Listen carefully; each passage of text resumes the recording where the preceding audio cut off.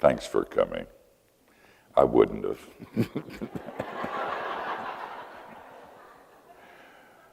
When I said that makes me an expert, it really does. When I first started writing this book, and this story was on my mind the whole time, I thought when I was a young pastor, and I went to Coral Ridge. I was serving in Boston at the time. And I went to Coral Ridge to take their evangelism exposure seminar, and went to their conference, and we learned how to share our faith. Jim Kennedy's dead now, and he was young then, and I was too, and I learned a lot. But one of the things they had us do during that week was to visit people in the neighborhood. And we all went with a trainer, and there were two pastors, me and one other pastor. And we knocked on the door of this apartment house, and they were getting ready to have dinner, but they were kind, and they welcomed us in. And it was kind of a threes a company situation. There were two girls and a boy that lived in that apartment, and we explained that we were from the Coral Ridge Church, and we had understood that they had visited. And we were trained to turn the conversation around to things that had to do with Jesus. And we did that. And the young man said, I used to believe that nonsense. That's when I felt free to put on the gloves. And I said, what did you believe that you don't believe anymore? Now, I don't remember how the conversation went, but I know that when I turned away to talk to the girls, he went, whew. I remember saying to him, son, have you never read a book? I can't believe that anybody with any sense whatsoever would say the things that you have said to me. I was feeling pretty good because I ate his lunch. When I spoke to the girls, they both went this way, and we left, and I said to this lady who was training us, well, I guess they won't go after the Christian faith anymore. She said, maybe not, but you never once presented the gospel. You never once said anything about God's love. You never once pointed them to the cross. But you did win the argument. It's easy to win the argument when you're right. And by the way, we really are right. For years, 2 or 3 times a year, and Ruth and George and some of the rest of you, Betty and Michael, were at the church when we did that. On Monday nights, I did a skeptics forum. And we invited atheists and agnostics to come. And I promised not to pray for them to their faith or beat them over the head with a Bible, but to simply answer the questions they had. It was kind of my father's bigger than your father kind of thing.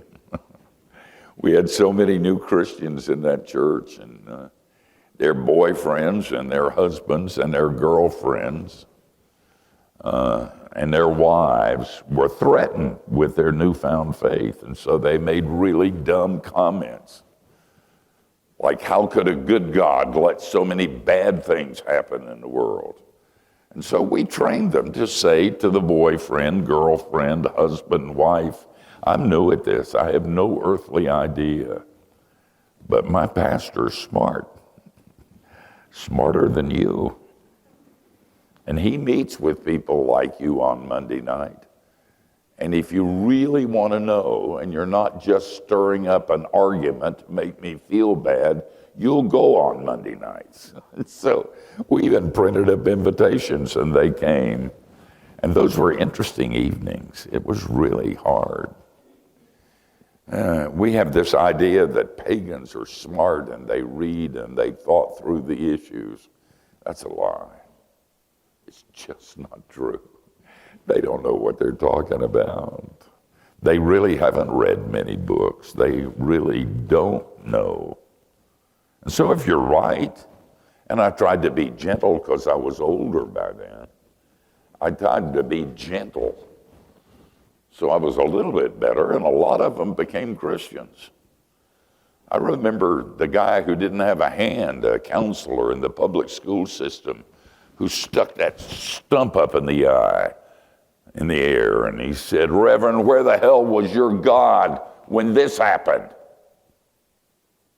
And one of the ladies in the Skeptics Forum, also a professor, began to sob, and I said, "Young lady, what's wrong?" She said, "Oh, God, I wish this were true." That young man became a Christian, and a strong one. He was gay, and he lived out a celibate lifestyle. And the professor told me later, she said, "When I came to Skeptics Forum, I wished that it would be true. Now sometimes I wish it weren't, but I know that it is." If you're right, you can win the arguments. If you have truth on your side, that's an amazing tool. But something's wrong. In the 12th chapter of John, and I'm not going to spend time doing exposition of Scripture this evening, although these ideas are not mine. But in the 12th chapter of John, Jesus is preparing his disciples for the cross. They're beginning to get that this is not going to be a fun week, that bad things are going to happen, that Jesus is going to die. And then he gives them hope, and he says, "But," and he's referring to the cross, "when I'm lifted up from the earth, I will draw all people to myself." Well, it happened. And all people have not been drawn to him. So something's wrong. I feel that we've been doing it wrong. Now, this book was not written just to criticize Christians, the world. They're far worse than we are. But we've been set free. We don't owe anybody anything. We don't have anything to prove because God is sovereign.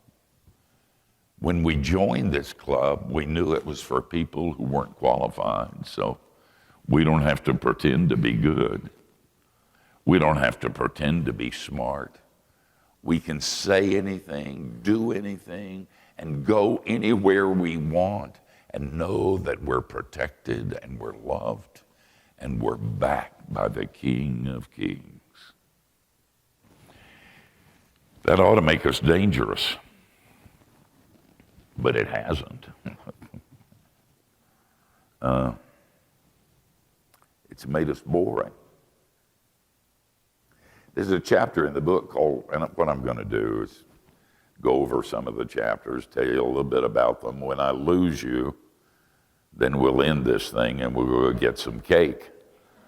But I'll have some time at the end for some questions and answers if you get stirred up and you have those. But one of the chapters is called Shock and Awe. That's what Christians are supposed to do. Peter said when they ask questions, we're to be prepared to give them answer to the questions. But they don't ask any questions anymore because they've got us figured. I mean, we say what they expect us to say. We do what they expect us to do. We act in ways they expect us to act. And so there aren't any questions. In our Born Free seminar, we used to challenge people at the end of the seminar, go out and offend somebody, for God's sake. Go out and offend somebody. Shake the roots Do something shocking. If you have to, even sin, so you create some questions and you can have some answers. There's another chapter in the book that's called The Sound of Silence. Zach was kidding about my book, How to Talk So People Will Listen. By the way, I know they said bad things about me, but I can't hear. And there's some things you don't want to hear. But he was talking about how to talk so people will listen. That book was published years ago, and I don't write bestsellers, but that one is really done well, hasn't it, George? It's been on about the 10,000th printing. I wrote it in 2 weeks. It's still sold in airports and in supermarkets and Walmart. But somebody said to me shortly after I wrote it, you mistitled it. You ought to write a book with the title, How to Listen So People Will Talk, instead of How to Talk So People Will Listen. I don't know if you've noticed, but we live in a very loud culture. They've given microphones to idiots, and they use them all the time. They have something to say on every subject that you could possibly imagine, and they speak as if they're speaking from Sinai. When you get old like me, you don't give a rip, but as a matter of fact, it's not a silent world. What if instead of answering them, we listened to what they said, even if it was shallow? I have a friend, his name's John Wood in Knoxville, Tennessee. He's a pastor there. His wife, who's Jewish, came to know Christ at the church that I served in the Boston area. And I love them a lot. He's very pro-life. But he refuses to support pro-life marches. And I said, why is that, John? He said, because when we go out and march, everybody who sticks up the one-way finger, they agreed with you before you marched. And those who stick up another finger, they disagreed with you and they're not going to change. But everybody else who's had an abortion or who loves somebody who's had an abortion will never again darken the doors of the church. Now, I don't agree with that. That's why I support the march that we support here at Willow Creek. But I do get the point that he makes. What if, and we got to do the marches, we got to do the stand. If you haven't seen Unplanned, I hope you get the fever and die. You ought to see that movie. That is an incredible movie. So I don't go that whole route with what he said, but I get the point. What if we ask, you must be going through hell. Tell me what brought you to this point. Or maybe if we said the same thing to transgenders or gays or lesbians or our friends who are struggling with booze or drugs. It's so easy to say, you're pathetic. They know that. What if we listened? What if we asked questions? What if we loved? That would be something else. Speaking of love, there's a chapter in the book called Love Happens. And when I was writing the book, I thought I'd do a traditional chapter on love. I'd probably use C.S. Lewis and the 4 loves, the Greek words for love. There are 4 of them. There may be 5. Talk about what love is and how you define it and how you make it happen in your life. But the more I started searching Scripture, there's no definition of love. It's just not there. You say, well, what about 1 Corinthians 13? That's not a definition, that's a description.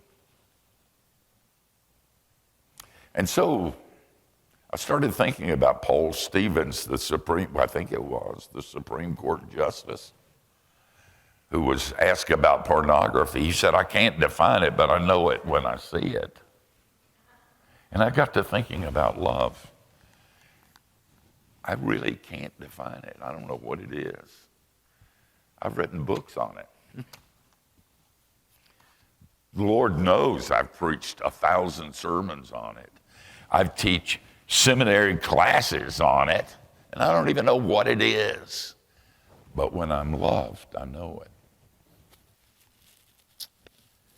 And when I'm not loved, I know that too. Well, if you can't define it, how can you do it? I don't know. Except allow yourself to be loved. I said on the video that some of the meanest people I knew were Christians. Some others are pagans. It's the nature of human beings. But something happens when you're loved and you know it. Jesus likes me a lot, more than he likes you. I may have told you, but when I was working on that chapter, I have a friend in Miami. His name is Charlie Morgan. And his mother loved us. After we moved to Orlando, her name was Cora Bell. Some of you will know who I'm talking about. She had an amazing impact on a lot of people. She used to write Anna a note every 2 or 3 weeks just to tell her that she loved her. She was praying for her. And Charlie called while I was working on that chapter, and I said, you know what I'm doing? He said, no. And I said, I'm working on another book. He said, good heavens, you're going to keep doing it till you get it right? And I said, yeah.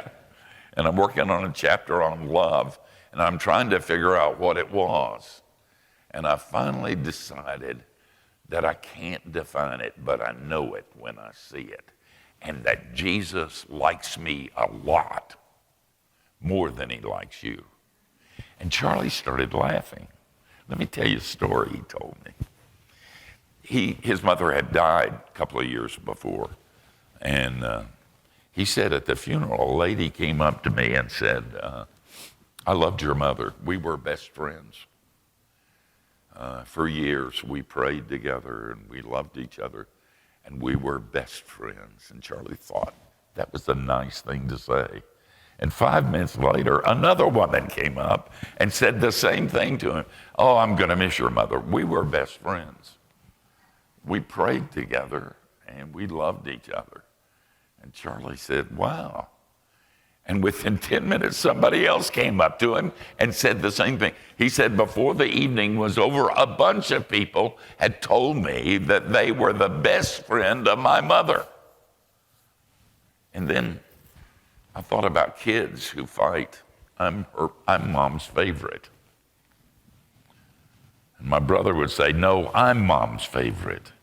And a good mom is one that makes kids say, I know I'm his favorite. So over the years, I've gotten nicer. I used to spit on the ground and the grass would wither.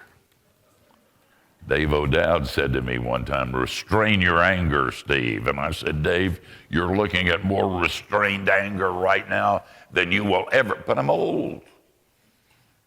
Part of it's old age. But a part of it's Jesus. Because the more I walk with him, the more I know he likes me better than he likes you. And so, what do? Don't define it so much. Just experience it. And as you experience it, and this is my witness, as you experience it, it begins to take place in your life. And you love people who, like you, are unlovable and uncaring. There's another chapter. Being right is not nearly enough. Do you know we live in the most self-righteous culture in the history of humankind? I'd like to say it was all Democrats because I'm a Republican, but we're as bad as they are. Such arrogance and leverage and money and elitism and power and gotcha coming from both sides. And it's not only happening there, it's happening in the Christian community. Because we think that when we're right, that we have the right to be right. Do you know the most dangerous thing about our lives? Well, the most dangerous thing in your life is when you're obedient and you know it. That's because when you know you're obedient, the most dangerous thing in your life is self-righteousness about being obedient. But being right is dangerous. And God will make fools of us. He'll break us. He'll bring us down to nothing until when we finally are weak and needy and sinful enough, maybe he can use us. Let me tell you one other chapter and then you're beginning to drift, and I am too. I'd rather have cake than listen. Have you seen those cakes? They look like the book, man. If the first person that cuts into that cake that looks like my book is going to get the hives, I just want you to know that. One of the chapters is called You Too. Dwight, you could have written this book, by the way. You've taught me so much. But one of the chapters is called You Too. Do you know at the very heart of the Christian faith, the thing that makes the Christian faith different than all other religions in the world is identification. We've believed it so long that it's boring. We don't even think about it. I mean, we've heard it over and over and over again. It becomes, well, of course. The most radical thing about our faith is that God identified with us. He blew his nose the way you blow your nose. He was tired the way you're tired. He had to die the way you have to die. He was lonely the way you're lonely. He was afraid the way you're afraid. He was tempted, maybe more than us, at every point where we're tempted. He just said no, and we said yes.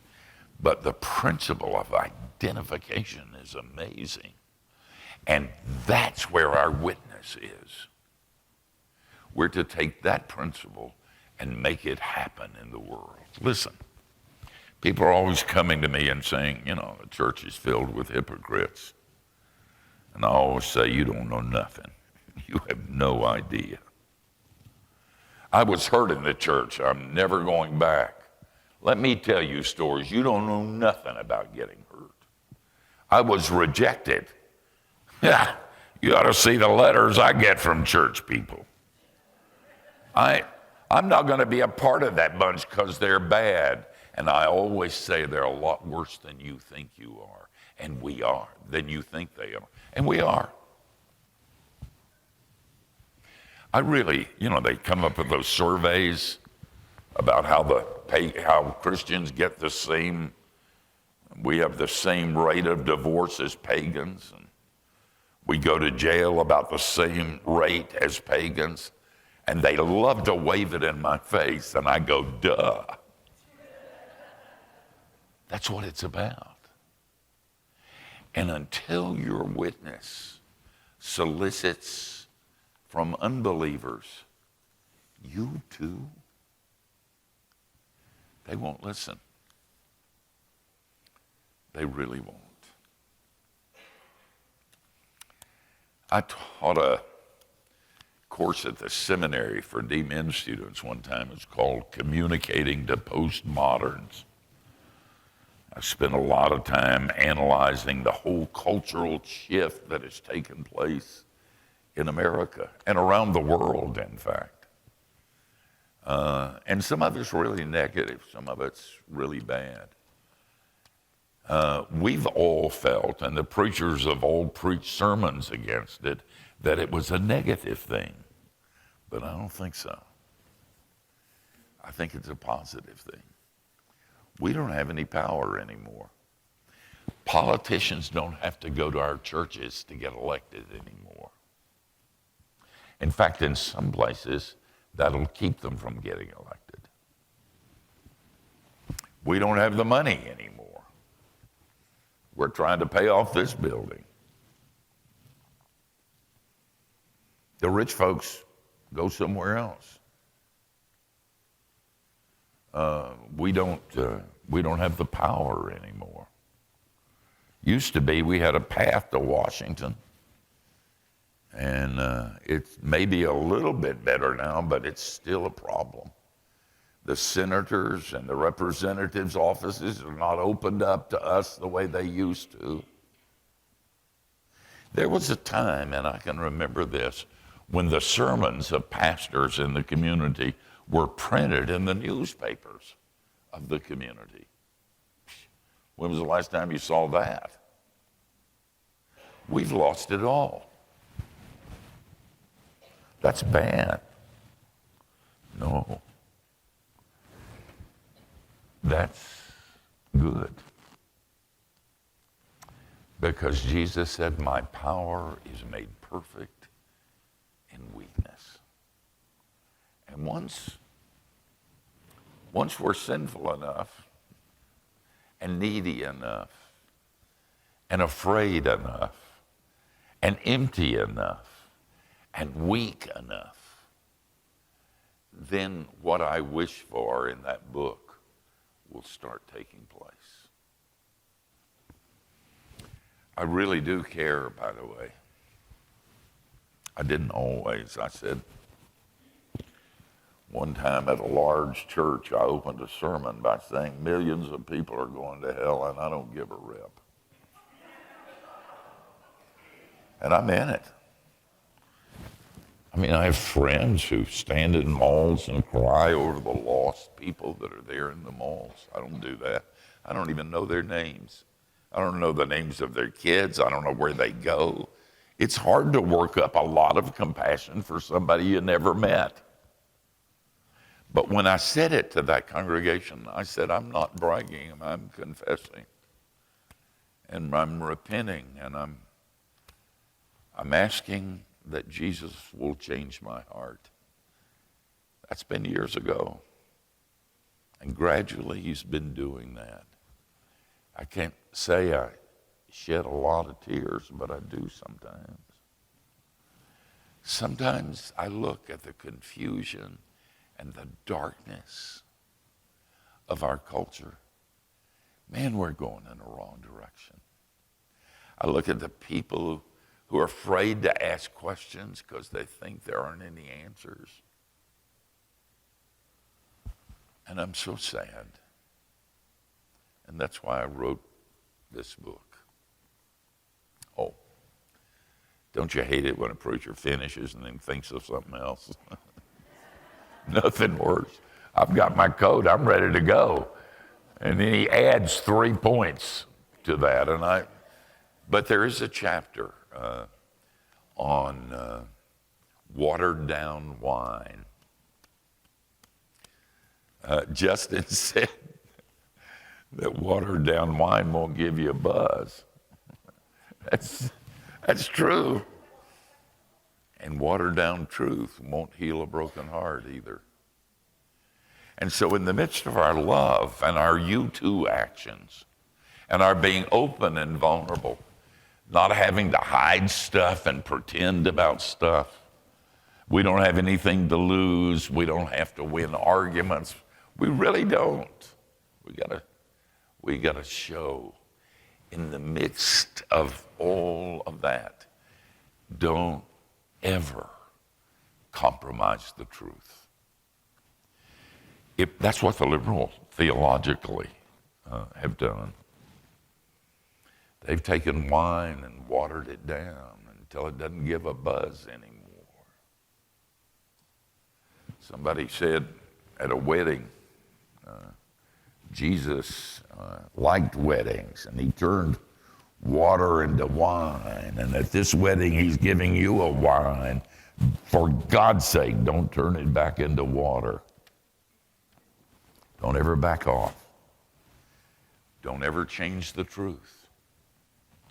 Don't ever pretend that it doesn't matter, because it does matter. It's the only thing that will make a difference. You think about that. Amen.